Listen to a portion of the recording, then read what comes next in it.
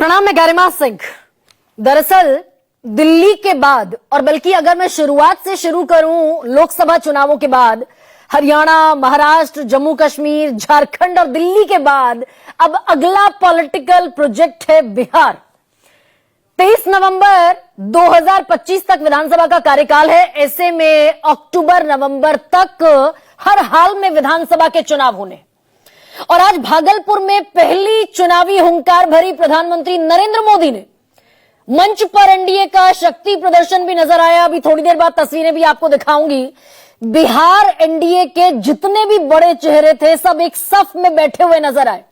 और क्योंकि आज 19वीं किस्त भी जारी हुई किसान सम्मान निधि योजना की, तो शिवराज सिंह चौहान केंद्रीय मंत्री, कृषि मंत्री, वो भी वहां मौजूद थे। और उन चेहरों को सिलसिलेवार तरीके से जरा देखिए। प्रधानमंत्री नरेंद्र मोदी के साथ नीतीश कुमार भी थे, राजीव रंजन सिंह, ललन सिंह भी थे, गिरिराज सिंह भी थे, जीतन राम मांझी, चिराग पासवान, रामनाथ ठाकुर, सारे बड़े चेहरे एक सफ में बैठे दिखाई दिए। तो एकजुटता का भी संदेश देने की कोशिश हुई। अब प्रधानमंत्री नरेंद्र मोदी की मौजूदगी में नीतीश कुमार को सब सुनना चाहते थे, भाई नीतीश कुमार क्या कहेंगे, क्योंकि इसके पहले 2 बार दिल्ली आए, लेकिन दोनों बार जेपी नड्डा से, अमित शाह से, प्रधानमंत्री नरेंद्र मोदी से मुलाकात नहीं हो पाई। अब आज नीतीश कुमार ने क्या कहा? उन्होंने कहा कि अब इधर उधर नहीं होंगे, पूरे देश में नरेंद्र मोदी के नेतृत्व में विकास हो रहा है, हम भी उन्हीं के साथ हैं और रहेंगे। ये दोहराते नजर आए नीतीश कुमार और आरजेडी पर जमकर एक पॉलिटिकल, वो जो हमला होता है, वो पॉलिटिकल हमला आरजेडी पर करते दिखे, सीमेंटेड करते दिखे। अब हम इधर उधर नहीं होंगे। हालांकि अब नीतीश कुमार जिधर रहते हैं, विपक्षी खेमे के लिए इसी तरह के शब्दों का इस्तेमाल करते हैं। याद कीजिए, जब महागठबंधन के साथ थे तो कैसा बयान आया था नीतीश कुमार का कि मर जाएंगे लेकिन उधर नहीं जाएंगे। तो खैर, ये बिल्कुल अलग विषय है। लेकिन एक तरफ नीतीश कुमार ये एश्योरिटी देते हुए दिखे मंच पर, कहीं नहीं जाएंगे, लेकिन दूसरी तरफ ताल ये भी ठोकी जा रही है कि मुख्यमंत्री के पद पर किसी तरह का कोई समझौता नहीं होगा, मुख्यमंत्री नीतीश कुमार होंगे। और पहली बार ये ज्यादा सीमेंटेड इसीलिए दिख रहा है क्योंकि उनके बेटे, जो पॉलिटिकल डिस्कोर्स से एब्सोल्युटली बाहर रहे हैं अभी तक, वो पहली बार पब्लिक डोमेन में आए और एक पॉलिटिकल अपील करते भी दिखे कि मुख्यमंत्री तो नीतीश कुमार है। क्या कहा निशांत कुमार ने? 2-3 दिन पहले का ये बयान है, वो सुनाना आपको जरूरी है, सुनिए सर।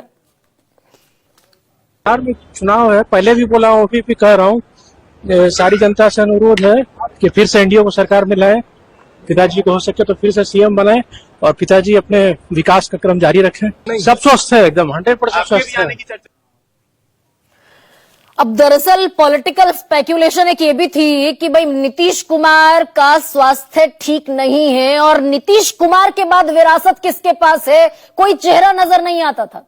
और इसीलिए बाकी पॉलिटिकल पार्टीज, चाहे वो सहयोगी खेमे की हो या विपक्षी खेमे की, उन्हें एक उम्मीद दिखती थी कि भाई जेडीयू नीतीश कुमार के बाद खत्म हो जाएगी।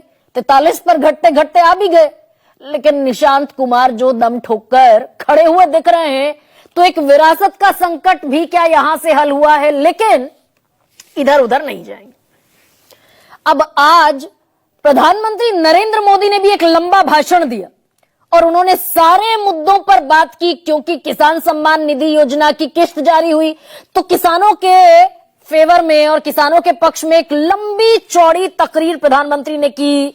किसानों की बात की, विकसित भारत की, खाद, यूरिया, और फिर बात चलते चलते पहुंची महाकुंभ तक और आस्था तक भी। प्रधानमंत्री ने कहा, जो जंगल राज वाले हैं इनको हमारी धरोहर और आस्था से नफरत है, महाकुंभ को गाली दे रहे हैं, राम मंदिर से चढ़ने वाले लोग महाकुंभ को भी कोसने का कोई मौका नहीं छोड़ रहे, जनता जनार्दन इन्हें माफ नहीं करेगी, और जिन्होंने पशुओं का चारा खाया वो हालात नहीं बदल सकते।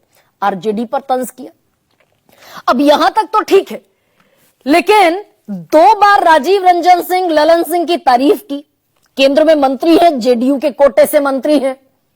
नीतीश कुमार को लाडला मुख्यमंत्री कहकर संबोधित किया, हमारे लाडले मुख्यमंत्री नीतीश कुमार।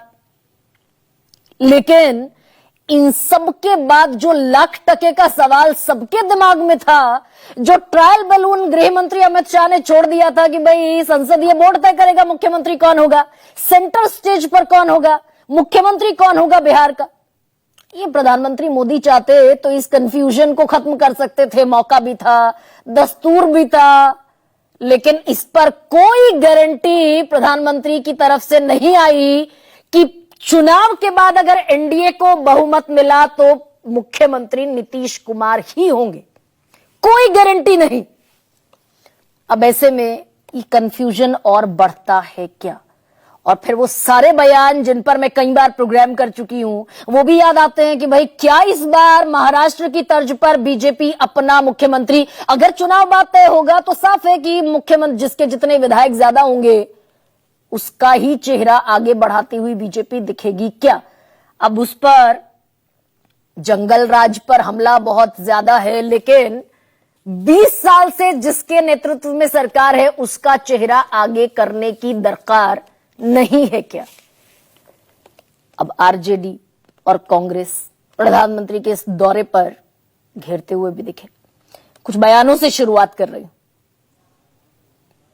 कांग्रेस हो, जंगल राज वाले हो, इनके लिए आप किसानों की तकलीफ भी कोई मायने नहीं रखती। अब इधर उधर कुछ नहीं, पूरे देश में इन्हीं के नेतृत्व में आगे और काम बढ़ेगा। और इतना हम आपको बता देते हैं कि हम लोग मिल करके उनके नेतृत्व में ही और जिस तरह से बिहार का भी काम हम लोग कर रहे हैं, तो इसलिए अगली बार जो होने वाला है तो उसमें भी आप लोगों से यही उम्मीद करते हैं कि जैसे पहले किए थे फिर पूरे पैमाने पर सहयोग दीजिए। जगह जगह जाएंगे, बोलेंगे कि बिहार को नंबर 1 बना देंगे, नंबर 1 बना देंगे। 20 साल से आप राज्य में हैं, अब तक बिहार सबसे फिसड्डी राज्यों में आ रहा है। अपना विशेष पैकेज दिया, कोई हिसाब किताब नहीं है। केवल जब चुनाव आता है तो मोदी जी को बिहार और बिहारी याद आते हैं।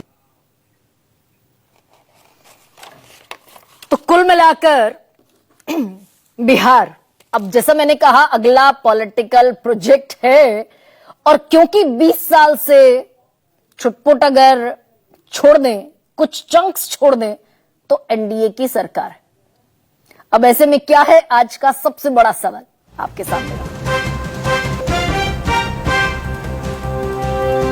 मोदी के लाडले नीतीश चुनाव से पहले देंगे टीस, और 20 साल से बिहार में नीतीश राज, फिर भी क्यों हर चुनाव में याद आता है जंगल राज?